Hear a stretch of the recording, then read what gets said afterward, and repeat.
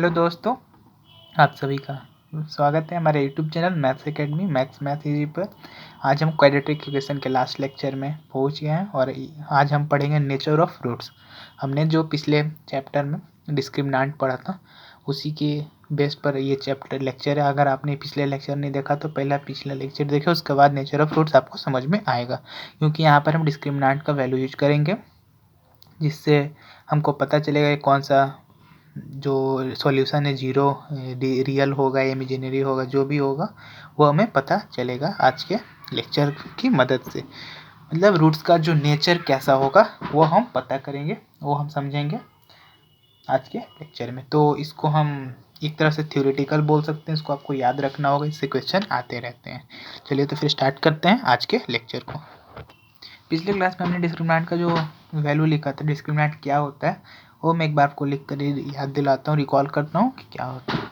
तो हमने ये देखा था डिस्क्रिमिनेंट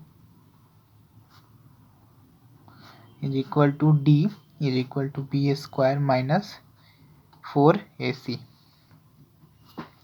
ये वैल्यू हमने देखा था पिछले क्लास में। तो अब इसी का बेस्ड ये लेक्चर है कि बी स्क्वायर माइनस 4ac जब जीरो हो जाएगा तो इक्वल रूट्स मिलता है, जब ग्रेटर देन जीरो रहता है तो डिस्टिंक्ट रियल रूट मिलता है, और जब नहीं रहता है तो नॉन रियल रूट्स मिलता है। ठीक है, तो मैं एक कंडीशन करके आपको सब दिखाता हूँ। तो सबसे पहले हम समझते हैं कि अगर जब डिस्क्रिमिनेंट ग्रेटर देन जीरो होगा तो हम किस फार्मूले का यूज करेंगे रूट्स निकालने के लिए।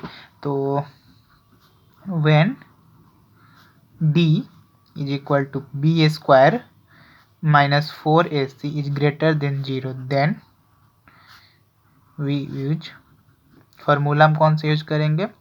तो जो हमने पढ़ा था x is equal to minus B by 2a plus minus B square minus 4ac divided by 2a। इस फार्मूले का हम यूज करेंगे अगर जब d is equal to B square minus 4ac greater than zero होगा, तब जब हमारा d जो होगा जीरो से बड़ा होगा तो इस फार्मूले का यूज करेंगे। हमने पिछले चैप्टर में पढ़ा था, पिछले लेक्चर में।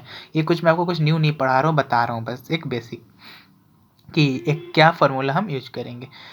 इसकी ये तो नॉर्मल आपको याद रहेगा, बट जब स्पेशल केस हो गया, जब हमारा डिस्क्रिमिनेंट जीरो होगा तब क्या होगा वो हमको समझना है। तो देखिए when d is equal to zero, then यही फार्मूला हम यूज करते हैं, x is equal to minus B plus minus B square minus 4ac divided by 2a।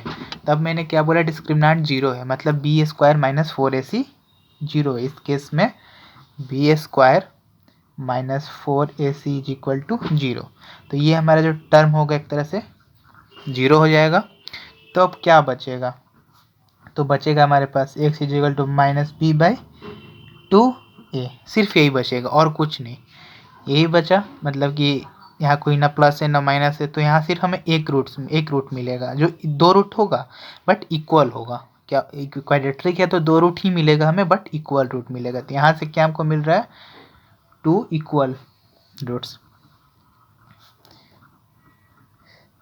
यहाँ से हमें क्या मिल रहा था, तो टू रियल रूट्स मिल रहा था, इक्वल नहीं था, रियल था। रियल कहने का मतलब कि कोई जैसे इंटीजर्स हो गए नंबर, कोई 1/2 5 7 -3 2 इस टाइप का कोई नंबर हमें मिल रहा था। और जब हमारा डिस्क्रिमिनेंट लेस देन जीरो होगा तो इस केस में हमें कुछ नहीं मिलेगा। जब हमारा डिस्क्रिमिनेंट लेस देन जीरो होगा देन यू गेट नॉन मिलेगा, वैल्यू मिलेगा, बट वो नॉन रियल होता है। ठीक है, जिसको हम लोग अभी नहीं पढ़ेंगे, वो 11th में पढ़ना रहता है। जब हमारा क्वाड्रेटिक इक्वेशन डेटा का डिस्क्रिमिनेंट लेस देन जीरो होता है तो इमेजिनरी नंबर मिलता है, कॉम्प्लेक्स नंबर मिलता है हमें, जो हमें 11th में पढ़ना है कॉम्प्लेक्स नंबर, उसमें आपको समझ में आएगा अच्छे से। ठीक है, then you get non real number. अभी इतना याद रखना है, then you get non real roots. इन तीनों को हमको याद रखना है। जब हमारा d ग्रेटर देन जीरो होगा तो हम नॉर्मल जो फार्मूला यूज करते हैं क्वाड्रेटिक फार्मूला वो यूज करेंगे, बट इम्पॉर्टेंट ये है क्योंकि इससे डायरेक्ट क्वेश्चन आ जाएगा कि when d is equal to 0 then what is the value of the x। तो इस केस में x हमारा क्या हो गया, -b/2 है। ठीक है, ये जो होगा इंपॉर्टेंट होगा, जब हमारा d क्या होगा, 0 हो जाएगा तो x is equal to -b/2 होगा। d 0 है तो जाहिर सी बात ये क्या होगा, हमारा कैंसिल हो गया, यही चीज़ था ना, ये d तो यही है, तो इसके बाद यही बचेगा सिर्फ, तो यही हमारा हो जाएगा। तो यही था लेक्चर में, आज कुछ खास नहीं है, बस यही आपको 3 चीज़ समझ लेना है कि जब हमारा d ग्रेटर देन 0 हुआ तो क्या होगा, d लेस देन हुआ तो क्या होगा, d इक्वल टू होगा तो क्या होगा। चलिए फिर इसको मैं आपको एक समरी में लिख देता हूँ, इसको आप नोट डाउन कर लीजिएगा। उसके बाद 1-2 क्वेश्चन इस पर हम लोग देख लेंगे किस टाइप के क्वेश्चन आ सकते हैं। तो देख सकते हैं आपने, मैंने लिख दिया है कि अगर b² - 4ac होगा तो क्या होगा, और अगर b² - 4ac इक्वल टू 0 होगा तो क्या होगा, और b² - 4ac लेस देन 0 होगा तो क्या होगा।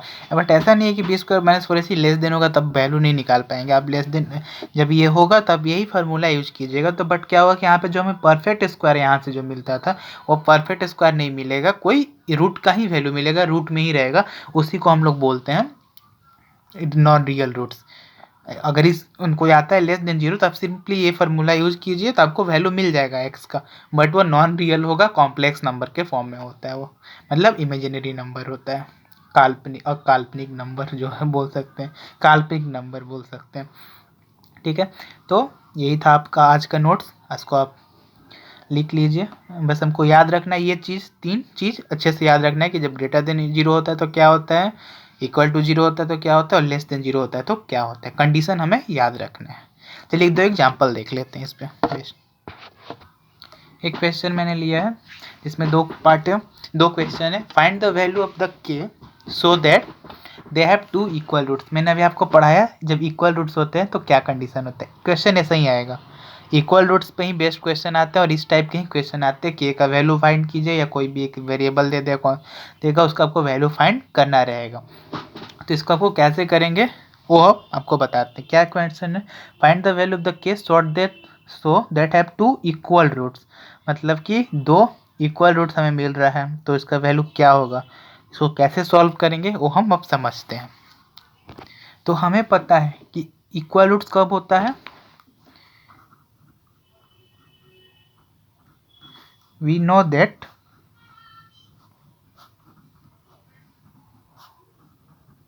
when d is equal to 0 we get 2 equal roots. जो हमें पता है जब हमारा b² - 4ac इक्वल टू 0 होता है तब हमें 2 इक्वल रूट्स मिलता है।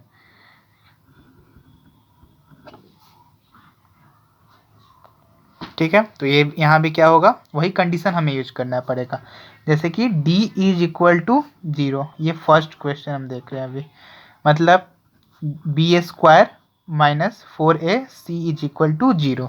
तो इस एग्जाम्पल में हमारा b क्या है, तो k है।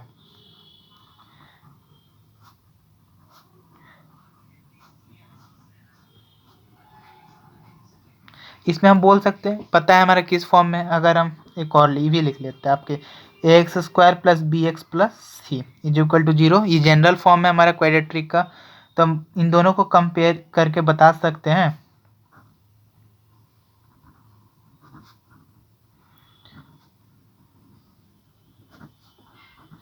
हम दोनों को कंपेयर करके हमारे जनरल एक्सप्रेशन ये हम करते हुए आ रहे हैं, पिछले क्वेश्चन में मैंने किया था। तो यहाँ से हम बोल सकते हैं कि a का वैल्यू 2 है, b का वैल्यू k है एंड c का वैल्यू क्या है हमारा 3 है। ठीक है, तो अब यहाँ पे भी हमें वही करना है। Now b² - 4ac is equal to 0, तो b क्या है हमारा k है, तो k² - 4 इंटू a क्या है 2 है, c क्या है हमारा 3 है इज इक्वल टू 0। यहाँ से क्या हो गया, k² is equal to 4 into 2 8, 8 into 3 4 into 2 8 into 3 24 is equal to 0। यहाँ से क्या मिल गया, k² इज इक्वल टू 24। तो यहाँ से k का वैल्यू क्या हो गया, √24, मतलब कि 2 इंटू 4 4 2 इंटू 3 2 2 जा 4 4 2 जा 8, 1 मिनट प्राइम फैक्टराइजेशन करके देख लेते हैं हम लोग। 2, 12, 6, 2, 3। हाँ, तो ये हमारा क्या हो गया, प्राइम फैक्टराइजेशन करके ऐसे ही निकालते हैं हम। तो ये तो हमारा 2√6, के का वैल्यू क्या आ गया, 2√6। ये होगा हमारा के का वैल्यू, क्योंकि प्राइम फैक्टराइजेशन की मदद से हम अंडर रूट निकाल लेते हैं, हमको आता है ये चीज़। तो हमारा के का वैल्यू क्या निकल गया, k² k is equal to 2√6। तो ये क्वेश्चन हमारा सॉल्व हो गया। एक और क्वेश्चन है, उसे हम देखते हैं। ठीक है, तो ये हमारा क्वेश्चन हो गया। और इस 1 मिनट, यहाँ जब स्क्वायर रूट हटता है तो प्लस माइनस होती है, हमने पढ़ा था। तो यहाँ प्लस माइनस दो वैल्यू मिल जाएगा के का, देखोगे प्लस माइनस 2√6 हो जाएगा हमारा के का वैल्यू। अब सेकेंड क्वेश्चन भी जल्दी से देख लेते हैं। यहाँ मैं इतना कुछ नहीं लिखूंगा, हमें पता है कि क्या कंडीशन है, डायरेक्ट यहाँ से हम लिख लेते हैं K X into X minus 2 plus 6 is equal to 0। इसे हमें क्वाड्रेटिक के फॉर्म में पहले लाना होगा, उसके बाद सॉल्व करना होगा हमें। तो इसको हम क्वाड्रेटिक के फॉर्म में लाते हैं, तो कैसे आएगा, के से मल्टीप्लाई होगा तो क्या आएगा, के एक्स स्क्वायर ये हुआ माइनस के एक्स 2 के एक्स, ठीक है, प्लस 6 इज इक्वल टू 0। तो यहाँ से हम बोल सकते हैं कि ए क्या है हमारा, के है, और बी भी क्या है, बी हमारा -2k, और सी हमारा क्या है 6। यहाँ अब फार्मूला यूज करेंगे। Now D is equal to 0, मतलब b² -4ac is equal to 0। तो b क्या है, -2k² -4 इंटू ए क्या है, k है, इंटू सी, सी हमारा 6 is equal to 0।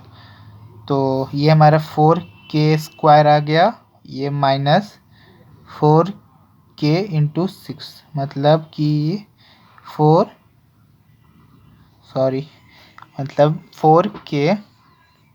-24k is equal to 0।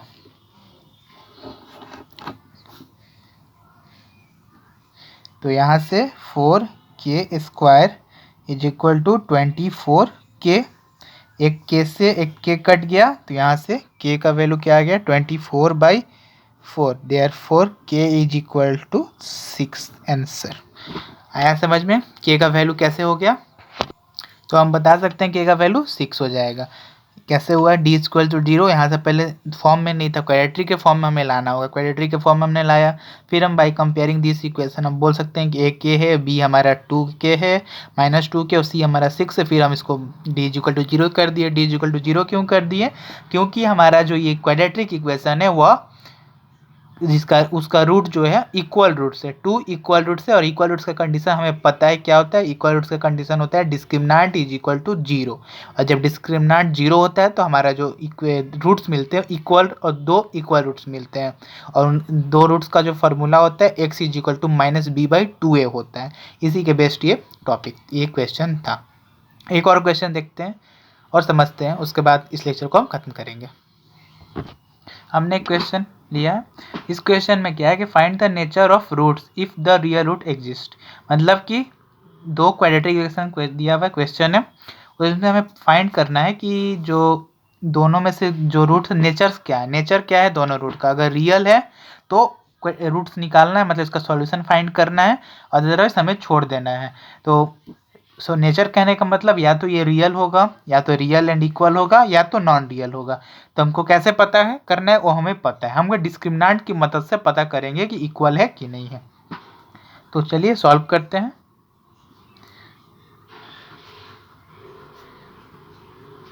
Discriminant क्या होता है, d is equal to b² -4ac, ठीक है, d is equal to b² -4ac, ये होता है हमारा कंडीशन। तो इसी कंडीशन पे बेस्ड हम सॉल्व करते हैं।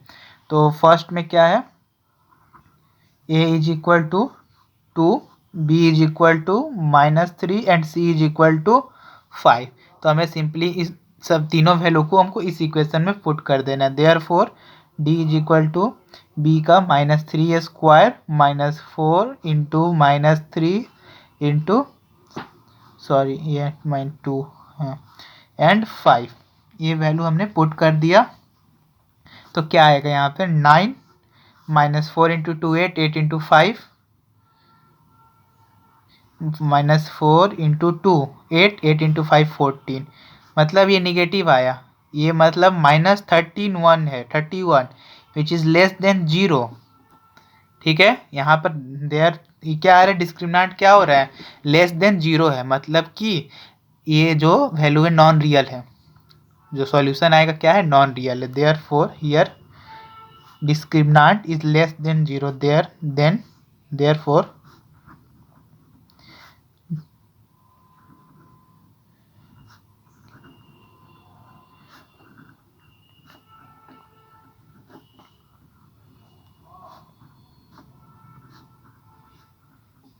ठीक है, जो दिया हुआ गिवन इक्वेशन है वो क्या है, नॉन रियल रूट से।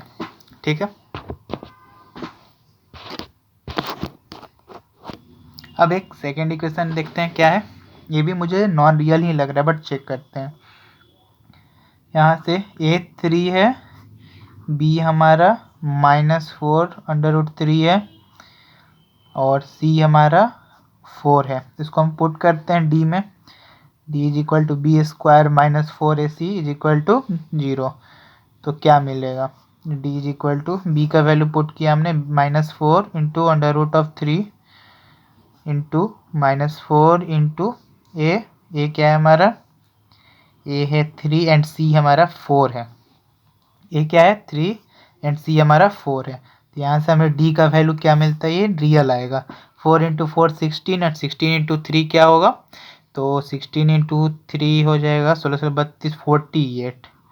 ठीक है 48 और 4 इंटू 3 12, 4 इंटू 3 12, 12 इंटू 4 48, मतलब ये 0 हो गया। देयरफॉर यहाँ क्या हो गया, हमारा डिस्क्रिमिनेंट क्या हो गया, 0 हो गया। Therefore here d is equal to 0, therefore given quadratic equation have two real roots। क्या होगा, टू रियल रूट्स। तो हमें यहाँ से पता है कि if d is equal to 0 then x क्या होता है हमारा, -b/2a होता है, हमने पढ़ा था पिछले इसी लेक्चर में हमने पढ़ा था ये। तो यहाँ से हम बोल सकते हैं -b क्या है, b के जगह वैल्यू क्या है 4√3 -4√3 और 2 इंटू ए क्या है, तो ये हमारा 3 है। तो यहाँ से क्या आएगा, माइनस माइनस प्लस हो जाएगा, 4√3 divided by 2 into 3। Therefore x is equal to √3 3 नीचे 3, तो ये आ जाएगा हमारा 2 टाइम्स कट गया तो 2√3/3, ये होगा हमारा आंसर। 2 होगा, 2 वैल्यू मिलेगा, तो x इज इक्वल टू 2√3 2√3, यही आंसर होगा। 2 बार हमने क्यों लिखा, क्योंकि ये क्वाड्रेटिक इक्वेशन है तो 2 रियल रूट्स आएंगे।